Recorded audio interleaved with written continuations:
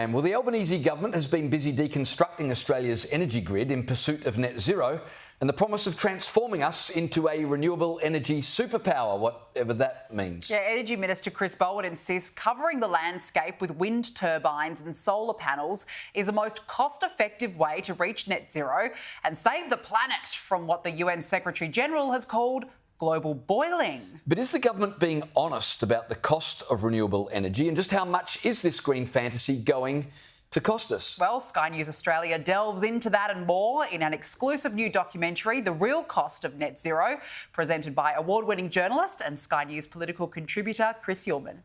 Energy isn't part of the economy, energy is the economy, and it hangs in a balance that's about to be tipped. Why renewables will throw Aussies into more financial pain. A payday killer, $1,073. We just couldn't afford the bill.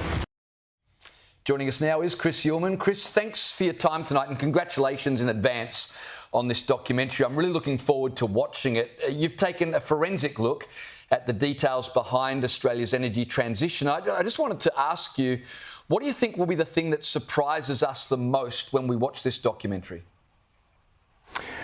Well, I think that it is that almost every part of your bill is being driven up by the transition that we're going through, and that's what we'll do. We will break down your electricity bill, make this very personal, and look at the different parts of your bill and where renewable energy, wind and solar, could possibly drive things down. Now, there's only one place, and that's the wholesale cost in your bill, 35% of your bill. But what we're seeing is that it leaves so many gaps in supply, it has to be filled by something else. And as coal retires, you'll see that things like hydropower, batteries and gas will fill that gap. It's the highest cost, by the way, of generation, which sets the wholesale price of electricity, not the lowest. And so that price is bound to rise. And then there's the transmission costs. Well, we're going to build 10,000 kilometres of new transmission lines, 10% of your bill. The distribution system, every time you put an EV on the street, you bring in new household load.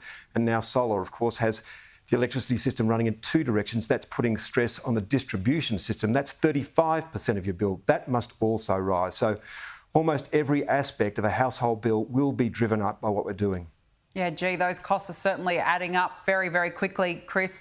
Now, you've spoken to a number of experts as part of this documentary. What have they told you about the race to renewables? I mean, nowhere else in the world has been able to achieve what Australia is trying to. Are these experts confident that we can get there or not?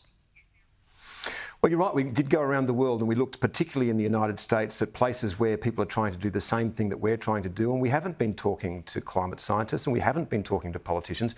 We've been talking to people who run grids and who are real energy experts. And what we see is a state like California, which is most like Australia.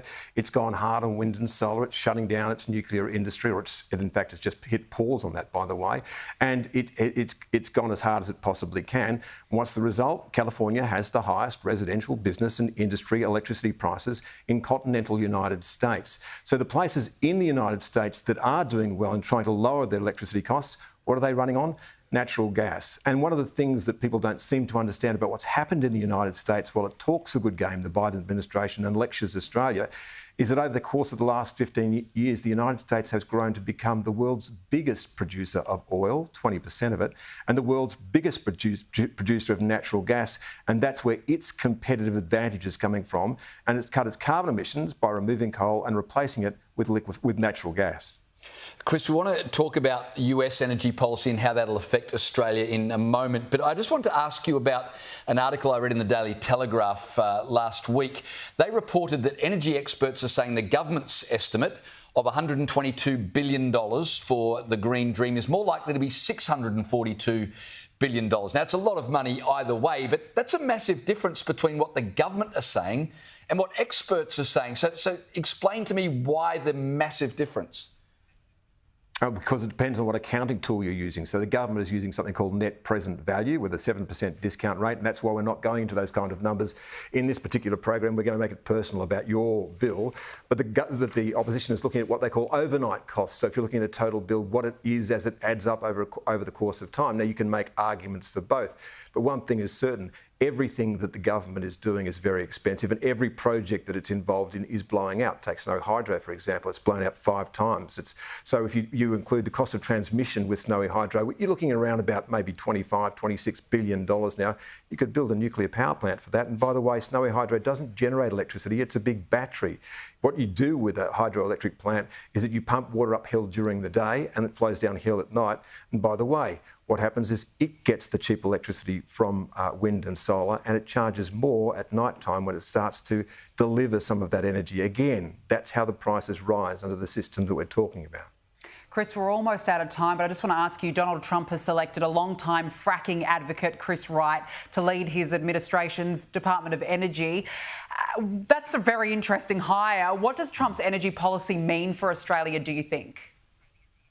Well, he'll pull out of the Paris Agreement first, and he won't be the only one. I think you should watch Argentina, because Argentina will probably go as well. And the global consensus will be upended on that. And Chris Wright, by the way, the person that you mentioned, who's the CEO of Liberty Oil, is the most energy-literate energy secretary the United States has ever had. He was one of the people behind the fracking revolution in the United States. And for those who say that's a terrible thing, well, one of the results of that has been that the United States has cut its carbon emissions by removing coal and replacing it with cheap, abundant gas.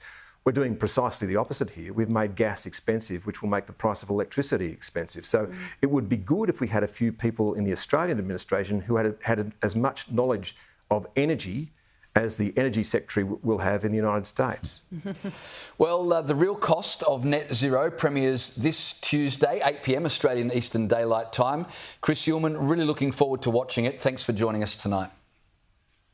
Thanks, guys.